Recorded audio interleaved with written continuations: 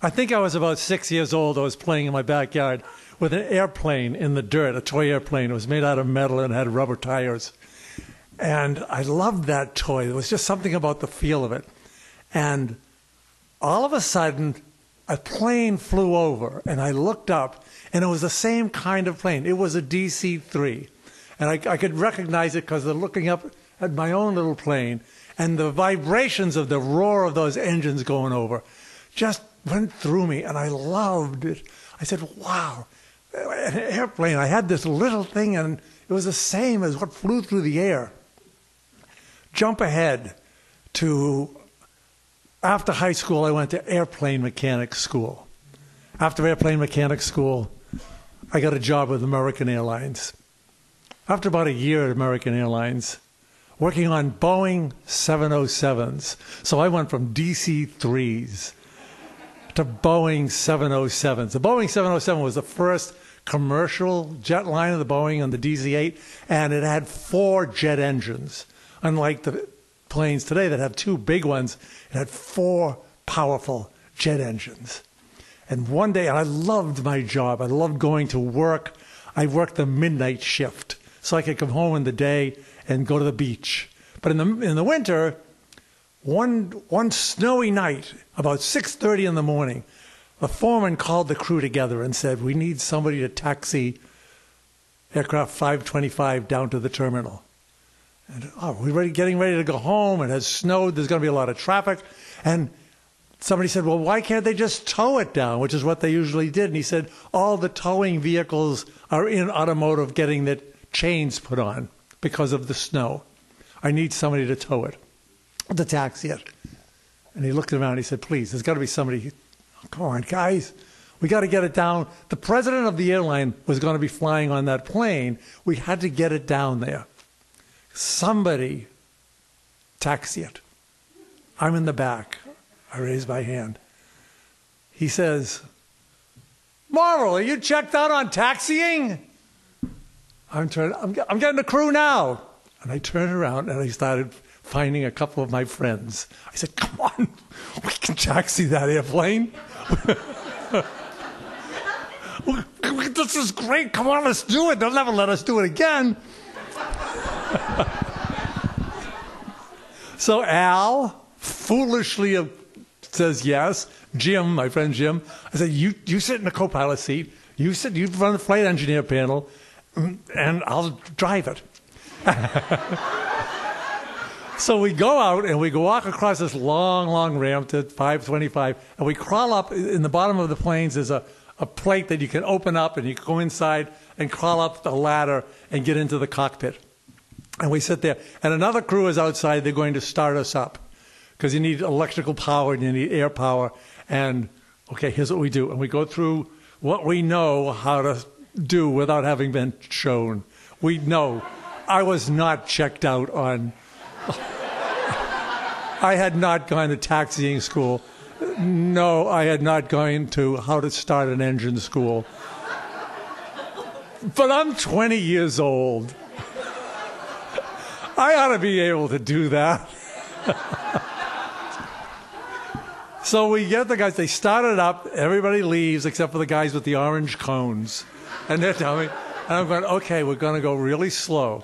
And first of all, I had to call the ground control for clearance to taxi. Ground control covers everybody, all the airplanes, once you get on the ground, so that they don't, bump into each other. And but we couldn't get in touch with them until we got around the hangar. And I called Idlewild Ground Control. This was before JFK. It was called Idlewild.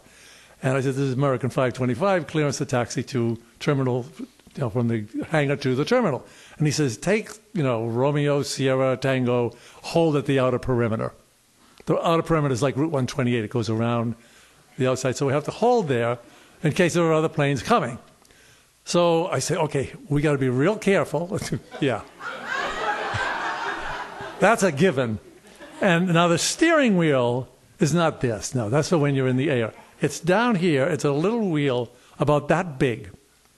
And I start turning the wheel, and this 141 feet. This is 70-something feet. And then you got so it's big. And I said, well, I'm just going to be careful. They're grateful that I'm going to be careful. And we taxi out, and I said, okay, here's how I'm going to figure out how to go. There's no speedometer. If there was somebody walking alongside me, would they be able to keep up? And I said, yeah, okay. 5 miles an hour, I got this thing under control. It's going to take us a half an hour at that rate.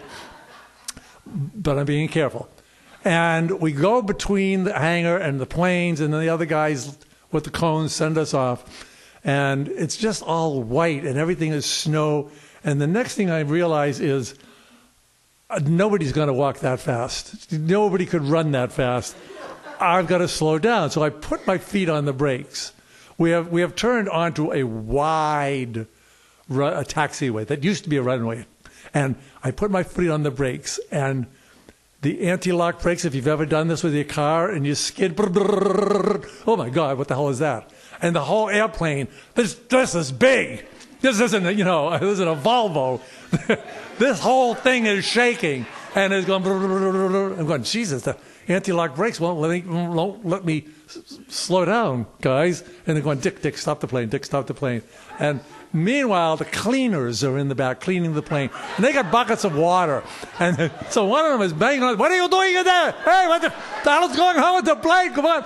And they're scared because they don't know what's going on.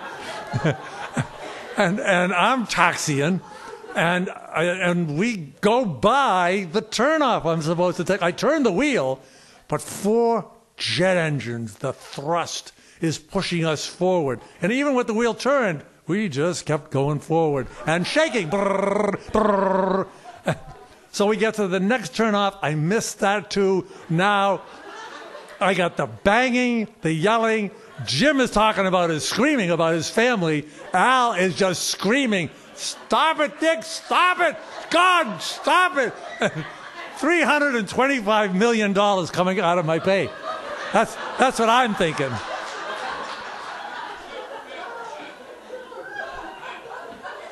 It's just not going to turn. It's not going to slow down until it gets to the new long-term parking lot. Filled with cars, filled with fuel.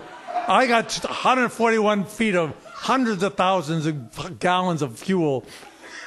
And there's a fence there, and the fence is not going to stop the 4 thrusting Pratt & Whitney engines. And finally, the last thing I can do, I've run out of ideas. I've turned the wheel this way, this way, this way, this way. Bang, bang, bang, scream, scream, scream, family, family. I take my feet off the brakes, and the plane goes forward, and I very, very, very slowly turn the plane. And the wing goes over the fence, over the trunks and the hoods of the cars. And that slowing down as we went around the turn helped us. We got to the terminal. We got out of the plane. We went downstairs. We got in the van. We'd never said a word to each other. We just